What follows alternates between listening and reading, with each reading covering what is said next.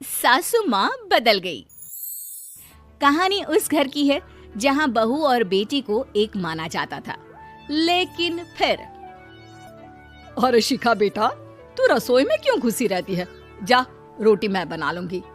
नहीं नहीं माँ जी, आप बैठिए, बस सारा खाना बन ही गया है। श्वेता को बोल देती हूँ, वो खाना लगा देगी सबका। सॉरी भाभी, मेरे पास वक्त नहीं है। माँ, मुझे पैसे देना, पार्लर जाना है। हाँ हाँ चली जाना, भाभी को भी ले जाना। वो भी जाने को बोल रही थी पार्लर, पर पहले ना मदद कर दे उसके खाना लगाने में। देख माँ, वो बहू है, उसे बहू रहने देना, इतना सर पर मत चढ़ा भाभी को। श्वेता, ज्यादा मत बोला कर। बहू और बेटी में कोई फर्क नहीं होता है। जा जाकर काम कर। ननद को माँ का भाभी से इस तरह प्यार करना बिल्कुल अच्छा नहीं लगता। वो बार बार किसी न किसी तरह माँ को भाभी के खिलाफ भड़काती रहती, लेकिन कोई फायदा ना होता। एक रोज, अरे बेटे किशन, जा बहू को कहीं घुमा कर ला, सारा दिन घर में काम करती रहती है। हाँ हाँ माँ, हम लोग जा रहे हैं ना गोवा। अच्छा जी, भाभी ने तो हमें बताया भी नहीं। वैसे तो सारी पंचायत करती है, ये गोवा वाली बात क्यों छुपा गई हमसे? अरे क्योंकि उसे खुद नहीं पता था बहन। मुझे टिकट सस्ती मिल रही थी तो मैंने बुक कर दिया। हाँ शिखा, पैकिंग कर ले, संडे हम जा रहे हैं गोवा। दोपहर में शिखा पैकिंग कर रही थी कि सास आ जाती है।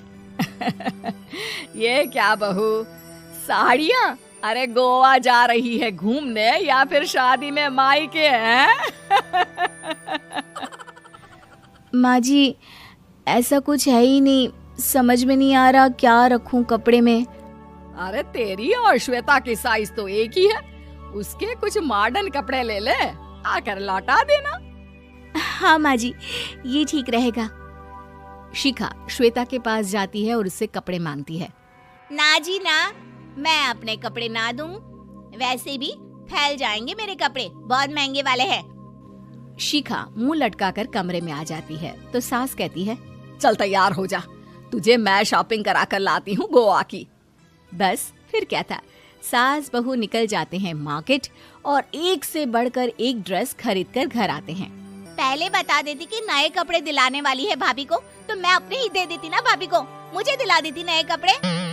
देख श्वेता, परिवार का मतलब सबके साथ रहना होता है, ना कि सिर्फ अपना सोचना। वैसे भी तुझे अच्छे संस्कार सीखने चाहिए। और रही बात कपड़ों की, तो शिखा, आज से घर पर भी तू मॉडर्न कपड़े ही पहनेगी। कोई जरूरत नहीं है ये साड़ी वाड़ी लपेटने की। अब क्या था, घर पर श्वेता और शिखा एक जैसे रहते। एक बार पड़ोसन आती है।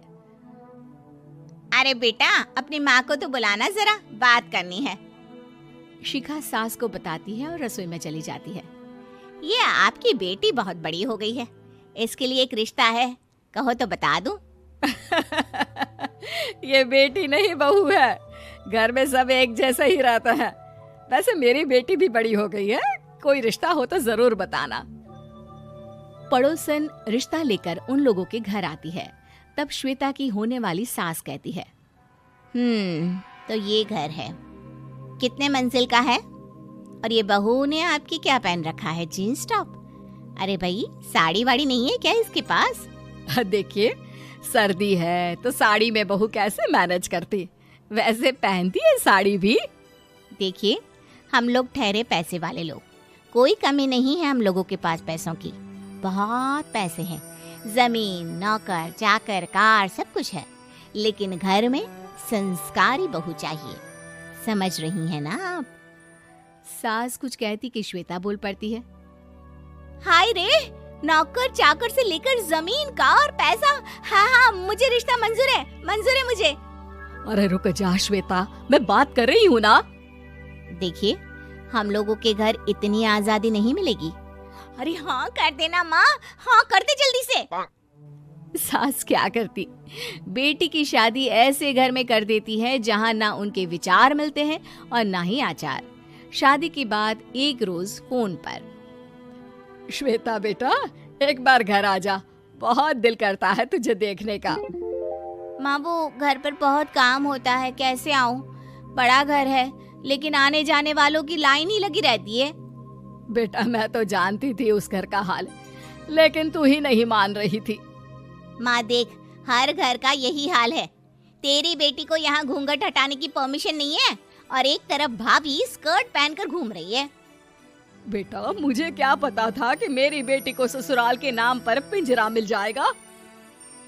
अच्छा माँ, फोन रखती हूँ, सास को गर्मा गर्म रोटी खिलानी है। तुम लोगों की तरह नहीं कि एक रोटी बनाओ, एक सब्जी बनाओ, फिर सारा दिन फ्री होकर घूमो।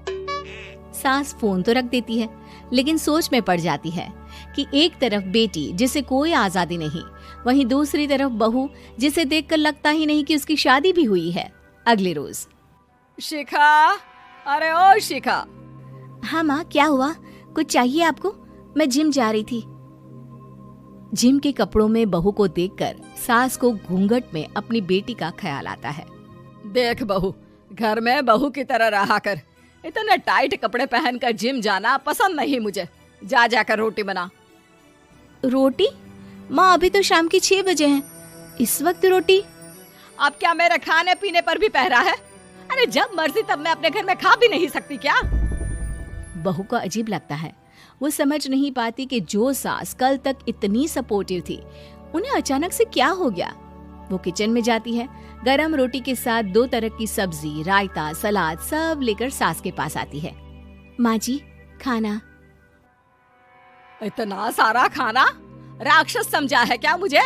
रोटी मांगी थी मैंने गर्मा गर्म बस। पर माँ जी, रोटी खाती किससे आप? सब्जी तो बनानी थी ना। अरे भूख मर गई मेरी तेरी बहस से। जा जाकर काम कर, अंदर पूरी रसोई साफ कर। बहू अंदर चली जाती है। थोड़ी देर में श्वेता घर आती है। अरे शिखा, जल्दी से चाय ला, पकवान बना, मेरी बेटी आई है। अरे नहीं नहीं माँ, ड्राइवर बाहर खड़ा है। मैं तो घर का कोई सामान खरीदने के बहाने यहाँ आ गई हूँ, मुझे जाना होगा। अरे बेटा, पर कितने दिनों बाद देख रही हूँ तुझे, रहने आ जाना 2-4 दिन के लिए। आ जाऊंगी माँ, जब मेरी सास मरेगी तब। मैं तो रोज मन्नत मानती हूँ कि मेरी सास मर जाए तो अच्छा है। अच्छा चल, जा रही हूँ माँ। हे भगवान, कैसे कैसे दिन देखने पड़ रहे हैं मेरी बेटी को। सास अंदर जाती है, जहाँ श्वेता की जिम वाली सहेली का फोन आया होता है। क्या बात है, आज जिम नहीं आई? अरे पता नहीं यार, आज माँ को क्या हो गया अचानक। पर खैर कोई नहीं, लगता नहीं कि मैं अब जिम आ पाऊंगी। शिखा स्पीकर पर बात कर रही थी, जिसे सास सुन रही थी। यार ये सास ना होती ही ऐसी है। मैं तो कहती हूँ बुढ़िया जल्दी मरे और तू आराम से जिए। शिखा को सहेली की बात पर गुस्सा आ जाता है। माँ के मरने की कौन सा बच्चा दुआ मांगता है मोहिनी? आगे से ऐसी बात मेरे सामने मत करना। हमारे घर की शोभा ही माँ है। क्या हुआ जो थोड़ी सख्ती दिखा रही है? उसमें भी कोई ना कोई उनकी भलाई ही होगी। मैं तो कहती हूँ भगवान मेरे जैसी सास सबको दे, जो सिर्फ माँ की तरह है। सास वाली तो कोई बात ही नहीं है उनमें। सास ये बात सुन रही थी। उनकी आंख में आंसू आ जाते हैं कि क्यों वो बेटी की किस्मत में बहू को भी भागीदार बना रही थी। शिखा, अरे ओ शिखा, क्या हो गया? जिम नहीं जाना क्या?